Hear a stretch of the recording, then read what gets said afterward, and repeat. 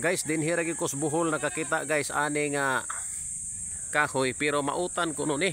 Mo ni siya gitawag nga bago. So matod pa ni Tito Say. Kini Kini siya kini mao ni utanon. Sagulo sagol nimo Tinapa. latan nimo butangan og So mao ni siya butangan og kuan ni ba? Bago ang iya ding kini ang udlot. So mauta ni kahoy man dako man kahoy. So karon pa ko kita inani ba. Dinhi lang nato makita ni sa Bohol. Gatan nimo gatan. Gatan. Butangan niya yung bulad. So bulad. Sagulan na kinutunan nga tulingan. So niabi din sa Bohol guys si Tito Say no. Si Engineer Cyril Galanida. So niabi din Kunya.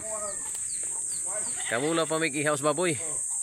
So dari ni baboy So basoy.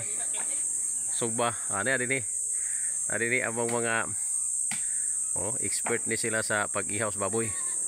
So, niya din Okay guys, salamat guys.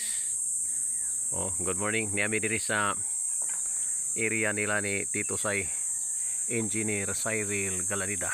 Sa unsa ni Brad? Kandulang Lila Bohol. Kandulang Lila Bohol. Sige.